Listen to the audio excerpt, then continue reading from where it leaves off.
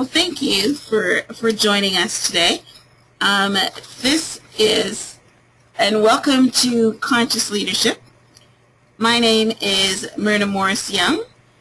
I am a spiritual life coach and entrepreneurial leadership coach. Just want to let you know that consciousness or awareness is essential to living a life in purpose. When we live life unconsciously, we open ourselves up to random events, accidents, and undesirable outcomes. This webinar is configured in 3 parts. Part 1, we will begin the conversation to identify your personal mission and the mission of your business entity. We will create a vision statement, which is your path to your mission. And then we will bring awareness to what sets you apart from your competition. Who are the key people that would help you succeed, and identify some personal development tools. In part 2, we will take a brief look at how to effectively offer feedback to your team. And in part 3, we would look at some of the parameters of influence. Finally, we will end with a coaching offer that is meant as a launching pad to your successful mission. The power source of any intention is attention. What you pay attention to will grow. But first, a little background on me. I entered the entrepreneurial arena back in 1992. At the time, I was a salesperson for GE selling microcomputers. Our company received an invitation to a Tony Robbins seminar. I went and I left that seminar totally transformed. It was like Tony reached out and personally unleashed my personal power. 2 months later, I purchased my first limousine and started my own limousine service called a Royal Livery. In 1998, I received the award for Entrepreneur of the Year from the African Canadian Chamber of Commerce. I have put that slide on the screen for you to take a look at. What you're seeing here is a write-up of my company talking about my award from the Ontario Business Report back in March of 1999. But at the time, my vision was to become the largest limousine operator in Toronto. But, you know, sometimes you have plans and God has other plans for you. My vision was interrupted with a new vision, and that was to become an American citizen. I sold my limousine service and put all my energies into this new goal. It took me 10 years, but I realized my goal of becoming an American. Almost simultaneously, I realized that God wanted me to write a book telling of my story and giving other people hope. You see, I was born in a very poor country, British Guiana, and having goals and dreams and aspiration has always propelled me forward. The title of my book, which is Becoming Conscious, My Awakening, was revealed to me years later as the foundation for my spirituality coaching. The spirit controls the man. Therefore, this first stage in any desire is to understand its source. My desire and mission now is to be a top performance coach so that I can help others achieve their goals, use the talents and gifts given to them at birth, and to multiply those talents to succeed. With that vision, I became a certified coach by the University of Miami and a credential coach by the International Coaching Federation. I hope that by the end of this webinar, your vision and mission will be clear to you as well. So, the first thing that I want to do is show you my agenda for the first part of this webinar. We're going to start off by looking at your vision. Then we are going to look at your mission, your edge, key relationships, and personal development. So let's take a look at what vision is. Your vision is what you hope and dream that your organization would become. But we're going to go and we're going to look at some details of this vision. For instance, how big can it get? You know, you can be operating from your home right now, but you have a vision of being an international business. So what is your vision for how big your company can get? What will you be famous for? What is going to be your niche? What type of employees will you attract? I do believe in the law of attraction. And the law of attraction says what you think about, you bring about. So you need to be specific about what kind of employees you want to attract. You don't want to attract the employees that's just going to come and just wait for their paycheck and not be engaged.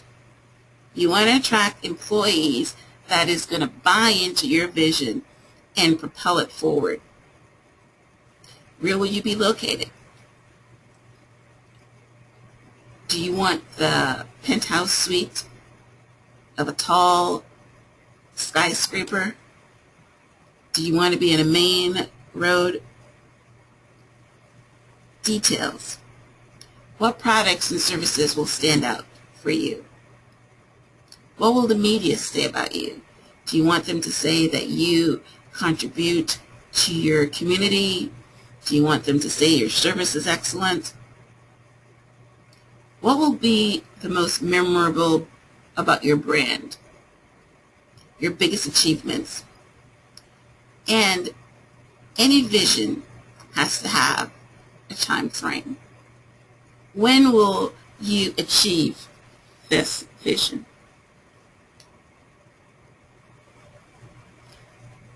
I know you might be writing, so I'm going to give you a few moments to make some notes. You should have a pen and paper beside you so you can take notes and also do some, workshop so that this will become a real work in progress for you.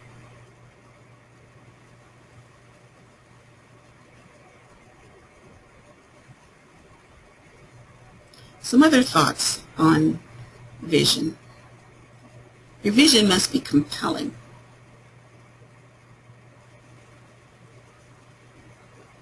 It has to be able to light a fire under you when you think about it.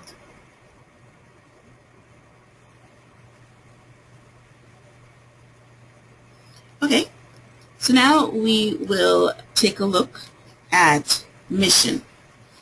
A lot of people confuse the mission and their vision. They're two separate things. Your mission is what contribution are you going to make? What is the higher good that your organization is going to serve? Why does your organization exist? What will be your biggest achievements? And again, over what time frame? Some examples. I want to become known as a top investment banker in the biotechnology space and work with leading CEOs, CFOs, entrepreneurs in the industry. People from around the world will seek out me for my advice and network of relationships. Another one is, I play a lead role launching some of the most exciting mobile communication products the world has ever seen.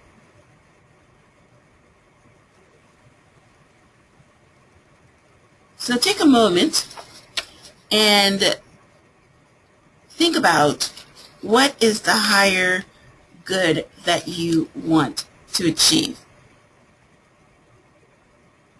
It is what gives you a higher purpose for working and supports your efforts towards your vision.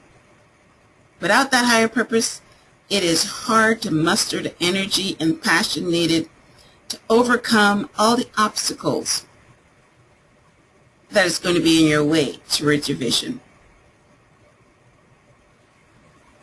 Your mission is for you and you alone. It exists to help you get and keep clear about your purpose in your career. It is inspiring and viable. It is why you work so hard. What is the larger contribution that you want to make, given your talents, your strengths, your resources, and how you can make the world a better place? So now I am going to ask you a question. I am going to put out a poll, and I wanted you to respond to me. Do you have a mission or vision statement right now? Now we have a panelist on the line that's going to be helping me with the managing these questions. Her name is Keisha Morris, and she is joining this webinar all the way from Washington. So say hello, Keisha.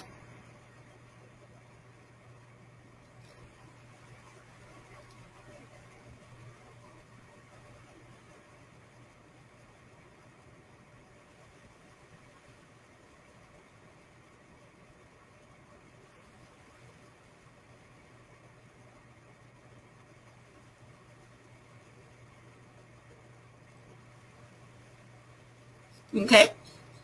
Now I see that the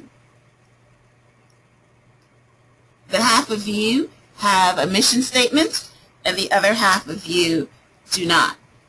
So I'm glad that I was able to share something with you that maybe might have you thinking a little bit of what you want as your contribution to society. So now we are going to go and talk about, what is your edge? What does your company do best? What should you be doing best? Leaders not only help their organization develop an edge, they also have unique, valuable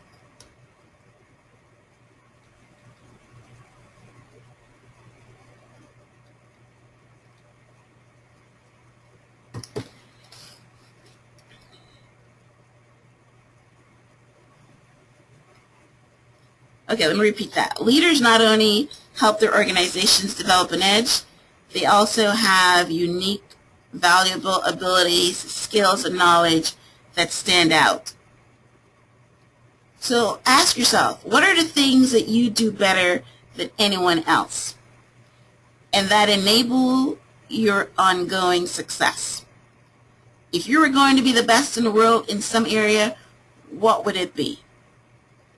Your edge can include your functional and or industry knowledge, professional relationships, deep or broad experience, ability to solve a specific problem or get results in a specific situation, or talent that you have turned into a valuable skill.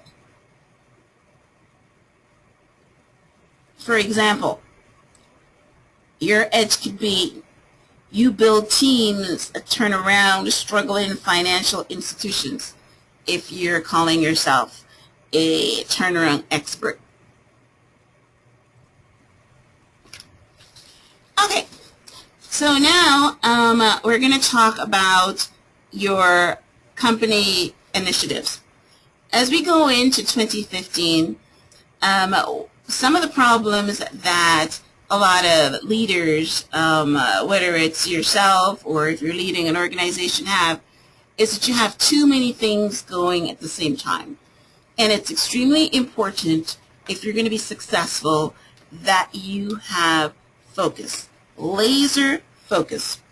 So we're just going to concentrate tonight on 3 to 5 top initiatives that you need in order to drive your organization to keep and improve its edge. So if you can think about the top 3 to 5 initiatives that you would like to achieve in 2015 and just jot them down. And you can give your initiatives a taste test by asking yourselves, are these initiatives going to better serve our customers? With it achieve the required performance metrics? Is it going to be helping us to move forward? Because if they're not, then you might need to, cut them from your top 3 initiatives. Just give you a moment to think of those and write those down.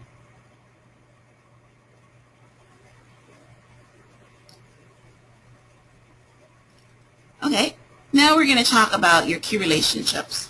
No man is an island, and in order for you to be successful in any venture, it takes teamwork.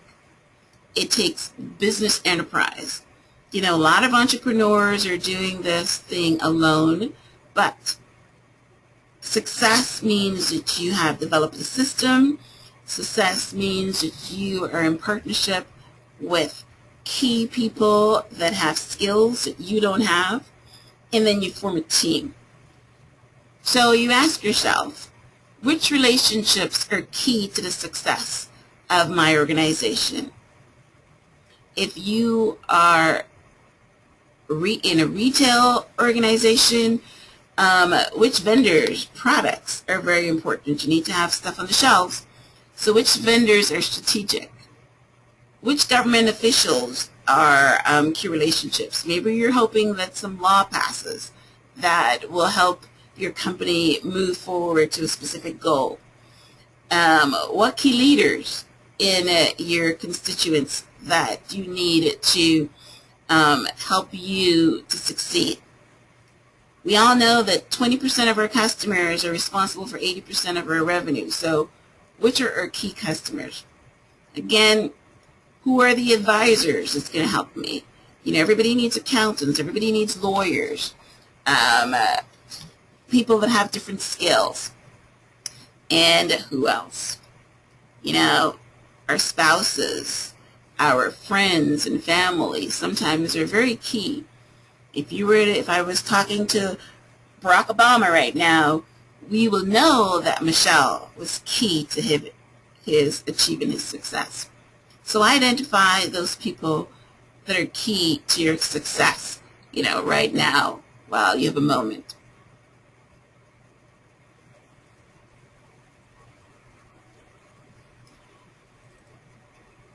And then now, professional development. How does your organization recruit, retrain, and develop its leaders? What is your plan for succession in key roles? The train has to be kept moving.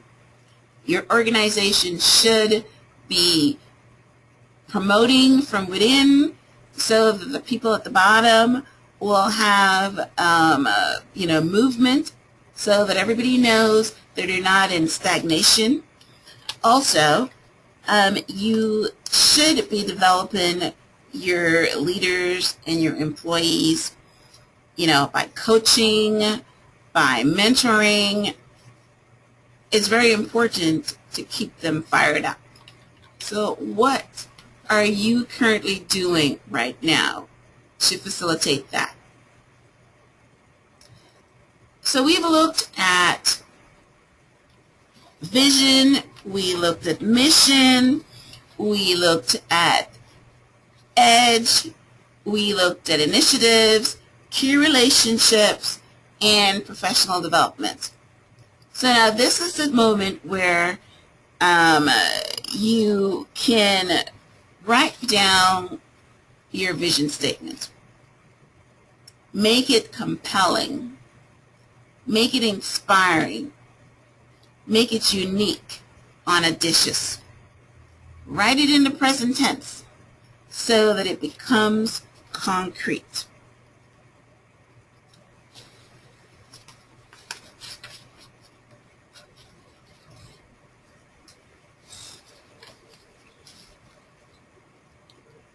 And while you're at it, also write your mission statement. We went over it earlier, but what are you going to be contributing to society? What is your personal mission or the mission of your company?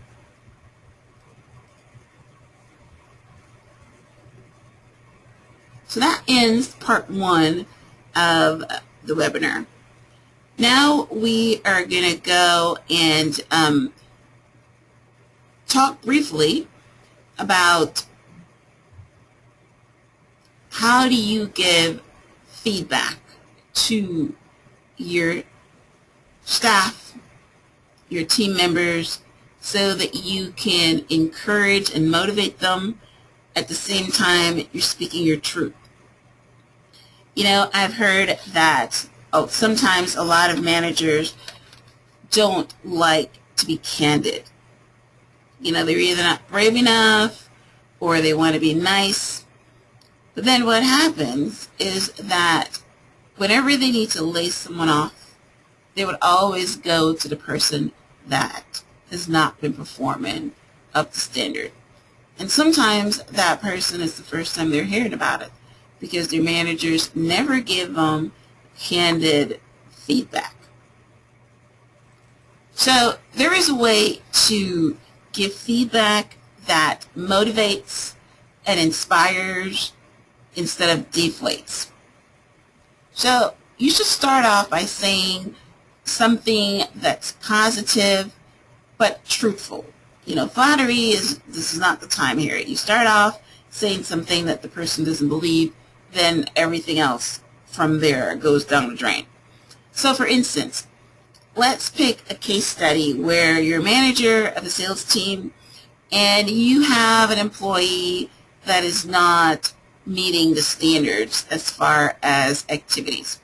So you can start out by saying something like, John, I think that you have great sales ability.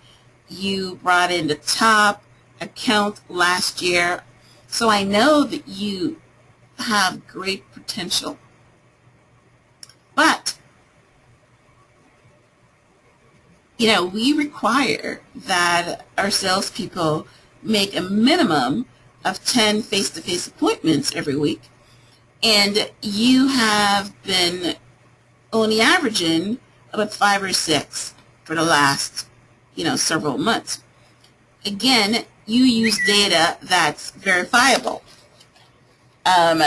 So you will be pulling a report so they can't say to you, no, that's not true.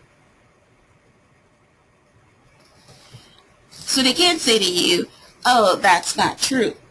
You have your report in hand and use data that's verifiable. And as a courtesy, you find out their truth. Ask them for their version.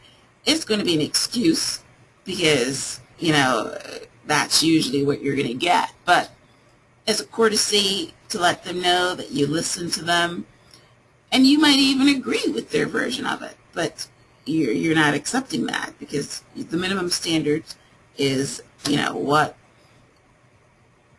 your boss expects you to insist on. So then you speak your truth and you make a request for commitment. You say something like, John, I understand that it's very difficult to make appointments. You're right, nobody answers their phone these days, but Susie is doing 12 appointments a week, so there is a way to get it done. Unfortunately, those are the activities that you need to do in order for you to keep this job. So I need to get a commitment from you that you'll bring your activity up to at least 8 face-to-face calls, and I need you to do it within the next 4 weeks. So you get a commitment verbally or in writing that they commit to doing X by Y. If you get no commitment, if it's something like, I'll see what I can do, or I'll think about it, then it's not a commitment. And then you end up with a genuine compliment again or encouragement. You say something like, again, you can extend on your first positive that, hey, your customers love you, John. I've been getting a lot of positive feedback from your customers. The law of large numbers says that if you make more sales calls, then your numbers are going to improve. And that's basically why we ask of it. So this is beneficial to you as well. And I know you can do it. So go get them, Tiger. Something like that. All right. So now I would like you to maybe write in the chat box if you've ever used this method of giving feedback. It's actually called the sandwich model. So just type something in the chat box and let me know if you have ever used this.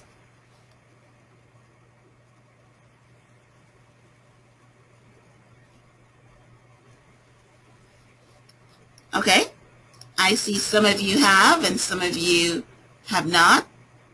Okay, great, thank you.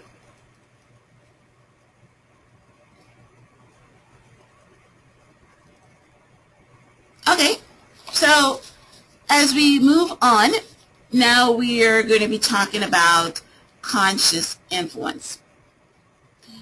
And a leader who has no followers is only out for a walk.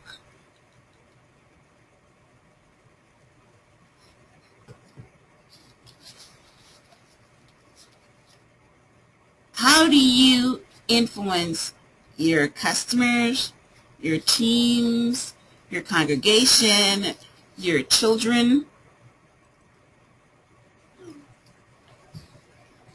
Here is the secret. The first thing about influence is that you have to acknowledge them as an equal. I heard a story once that I thought was pretty entertaining, and I want to share it with you. A young couple and their 4-year-old son went into a restaurant, and the waitress came up and took their order. She started off with the mother, and she says, now what can I get for you today? What would you like to order? The mom placed her order. The dad, then she went to the dad and asked him for his order. He placed his order. And when she got to the little boy, the 4-year-old, she said, and you, young man, what would you like to order? And the kid was so excited, he pulled his father's sleeve and he says, Daddy, Daddy, Daddy, she thinks I'm a real person. So, the moral of the story is that yes, everybody wants to be acknowledged. Everybody wants to be, treated like they're a real person. And everybody wants to be treated like that they're your equal, because we are all equal. So that's the first secret to influencing people. The second is to find out what they want, their deepest desire, and then offer it to them. This is just storytelling time. I was looking at a movie recently called A River Runs Through It. And my main man, Brad Pitt, was the star of this movie. And he and his brother was fishing in a river one day. And his brother was catching all the fish. And he was not catching anything. So he knows as a fisherman that if they're not biting, it's because you have the wrong bait.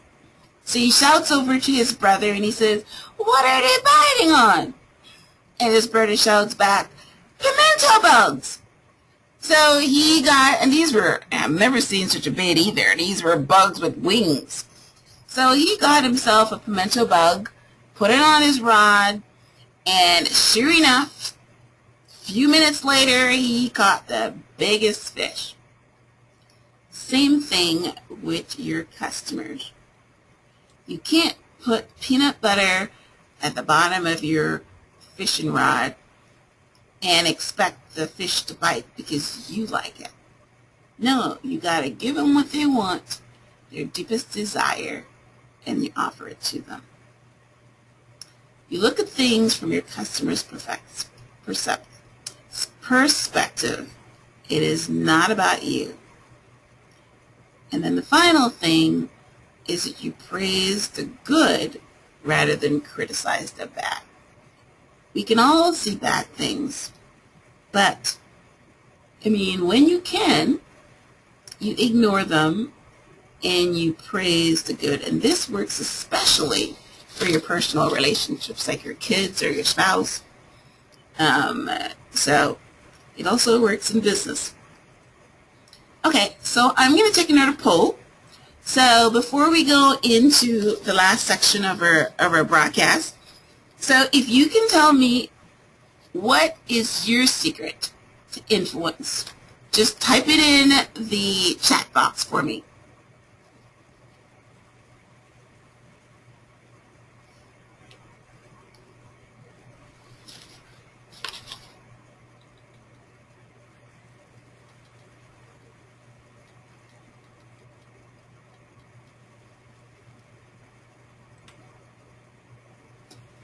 Okay, well, thank you for your response. So now we're going to come to the section of our broadcast where we're going to talk about my coaching offer. I would like to help you to become a co-creator in your life. Remember that every action brings with it an equal and opposite reaction. You have the power to achieve the success you desire. You are the master of your fate. You are the captain of your ship. So as we go into 2015, those initiatives that you put forward, whether they're big goals, whether they're initiatives, whatever you want to call them, what you're doing by becoming a co-creator is that you're saying, this is what I want, and then you go out and get it. You're not waiting for something to happen for it to you. You're not waiting to fall off the bridge in order to make some kind of a movement. No, you purposely decide where you're going and you go after it.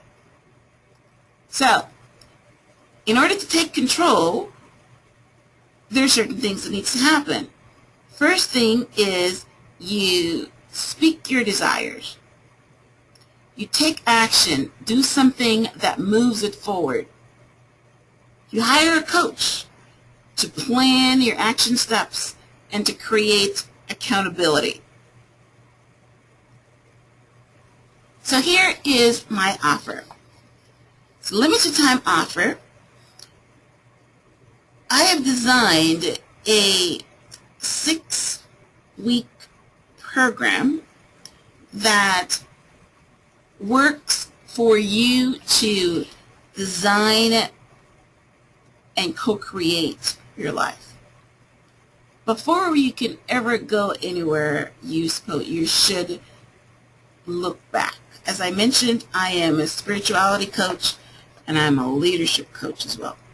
We always start with introspection. Now look at who you are, your values, your gifts, your talents, and if you're aware of your life purpose. And if you're not, then we will figure it out together. Before you begin any journey, if you're going to California, then you need to know where you're at. It's a different map if you're coming from Florida or if you're coming from New York. So in week 2, we're going to figure out where you are today. Where are you in the map? And we're going to look at what's going on in your life right now, what's working, what's not. Week 3, we're going to clarify your top 3 goals for 2015. Why are they important to you? What are you going to get when you achieve these goals? Week 4, we're going to design action steps to the first goal. Identify the obstacles. Why haven't you received it now? What's kept you from achieving this goal? What do you need to change in you in order to achieve this goal? Week 5, we're going to become empowered. We're going to enhance our communication skills, because communication is incredibly important for any success. We're going to collaborate with the president of one of our local Toastmasters, and we are going to work on your verbal communication skills. As an author, if you want to learn to blog or you want help with your written communication skills, then I can also help you with that. Week 6, we're going to wrap it up. We're going to review our action plans, and we're going to have a path to achieve them.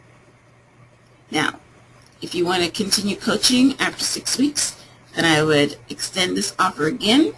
Or if you just want to do weekly sessions, then the price remains at the $150 a session.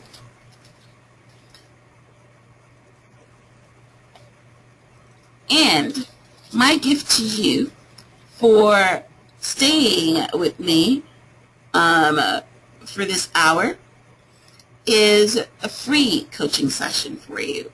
It is not a consultation. It's a free 1-hour session. And I also want to leave you with some statistics. Statistics shows that 77% of executives that receive coaching, reported that it improved their working relationships with their immediate supervisors, with their team, with their peers. Their job satisfaction improved. They learned how to effectively resolve conflict. They were more committed to their organization, and it even improved their working relationships with their clients. So, as we open it up for questions, I just want to let you know that you can contact me at any time. There's my toll-free number on the screen. My Facebook is My Helps Incorporated. You can look me up on there and follow me. My website is www.myhelps.us or CA. And my email is myrna@myhelps.us, also interchangeable with CA. So, do you have any questions for me? Type it in the chat box.